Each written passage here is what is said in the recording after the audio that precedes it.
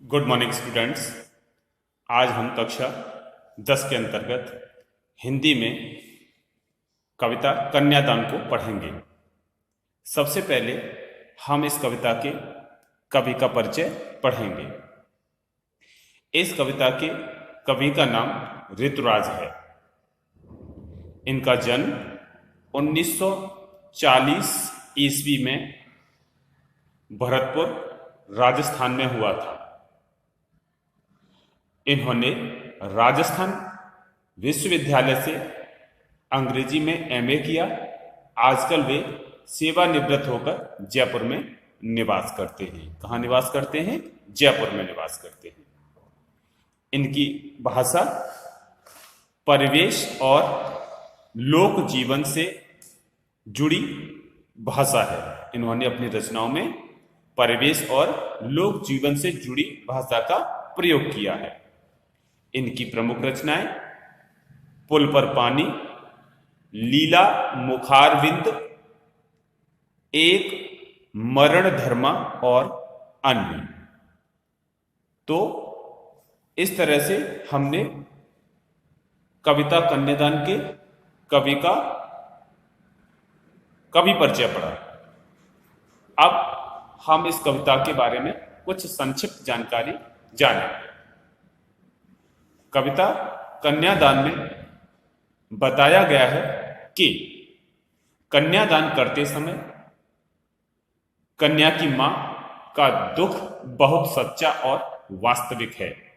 आखिर उसकी कन्या उसकी अंतिम पूंजी थी। उसकी कन्या अभी पूरी तरह से सयानी नहीं हुई थी।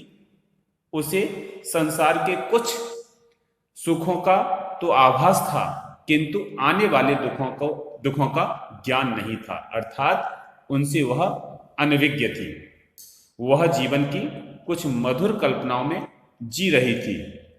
मां ने उसे विदा करते समय समझाया कि वह जीवन के बाहरी सौंदर्य और वस्त्र आभूषणों पर न रीझे।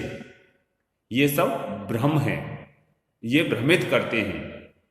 वह जीवन की भयानक वास्तविकताओं को समझे, कष्टों को जाने और लड़की होकर भी लड़की जैसी भोली ना बने, अपना शोषण ना होने दे। आइए कविता की पंक्तियां पढ़ते हैं। कितना प्रामाणिक था उसका दुख।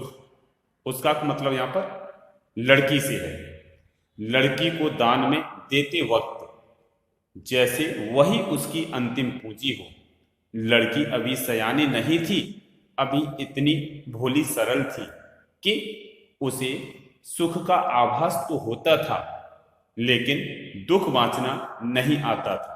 पाठिका थी वह धुंधले प्रकाश की, कुछ तुकों और कुछ लयबद्ध पंक्तियों की। इन पंक्तियों में ऋतुराज ने बताया है कि कन्यादान करते समय लड़की की मां का दुख बहुत ही वास्तविक था।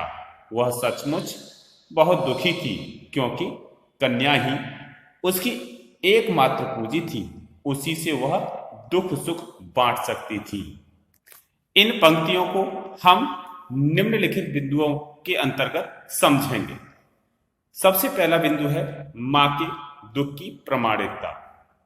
तो कविता की पंक्तियों में बताया गया है कितना प्रामाणिक था उसका दुख। यहां पर प्रामाणिक का मतलब है वास्तविक या फिर सच्चा। अर्थात जब मां अपनी पुत्री का विवाह कर रही थी, उसका कन्यादान कर रही थी, तो उसका जो दुख जो था बहुत ही वास्तविक था, क्योंकि वह अपनी लड़की का कन्यादान कर रही थी और ऐसे कर रही थी जैसे वही उसकी अंतिम पूंजी हो।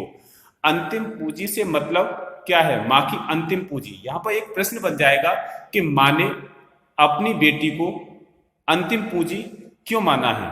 क्योंकि मां के पास में उस बेटी के अतिरिक्त और कोई धन संपत्ति नहीं थी। उसने अपने पूरे जीवन में उसी लड़की को पाल पोस करके बड़ा किया है। अर्थात वही उसकी अंतिम पूंजी थी।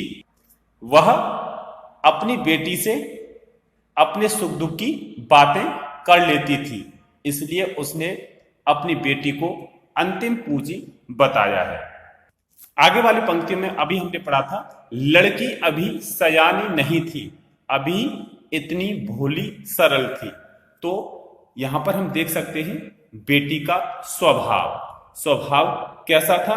वह सयानी का मतलब बहुत ज्यादा समझदार नहीं थी, वह स्वभाव से कैसी थी, भोली थी, सरल थी, अर्थात उसके अंतर्गत कोई छल कपट चालाकी नहीं थी। इसलिए मां ने अपनी बेटी को भोली और सरल बताया है। कविता की आगे वाली पंक्तियों में बताया गया है कि उसे दुख का आभास तो होता था, लेकिन दुख बांचना नहीं आता था।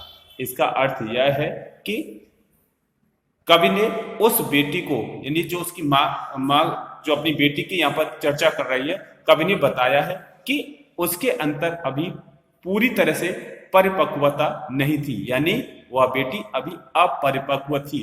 उसे सुख का आभास होता था, वह सुख समझती तो थी, लेकिन अभी उसे दुख बांचना नहीं आता था, क्योंकि वह अभी अपनी माँ के पास रह रही थी, तो उसे दुखों का सामना नहीं करना पड़ा था। इसलिए कवि ने यहाँ पर कहा है कि उसे दुख बांचना नहीं आता था। आगे वाली पंक्तियां हैं, पाठिका थी वह धुंधले प्रकाश की, कुछ तुकों और कुछ लयबद्ध पंक्तियों की, अर्थात वह दुख को बहुत ही कम महसूस कर पाती थी। धुंधला प्रकाश बताया गया है कि वह दुख महसूस नहीं कर पाती थी, क्योंकि सारे दुख दर्द उसकी मां झेल लेती थी। यहाँ पर बताया गया है कुछ तुक और कुछ लयबद्ध पंक्तियों की। यहाँ पर तुक और लयबद्ध जो बताया गया है उसका अर्थ यह है लय में बंधी हुई, अर्थात जो हमारे समाज में रीति रिवाज हैं उनसे वह पूरी तरह से अनभिज्ञ थी। वह रीति रिवाज जो विवाह होने के बाद लड़की अपने ससुराल में जाकर जिनसे पूरी तरह से घिर जाती है या फिर उन रीति रिवाजों में अपने आप को बांध देती है, उन रीति रिवाजों की यहाँ पर कवि ने चर्चा की है। तो इस तरह से आज हमने कन्यादान कविता का प्रथम पद पढ़ा। आगे वाले वीडियो में हम दूसरे वाले पद को पढ़ेंगे। धन्यवाद।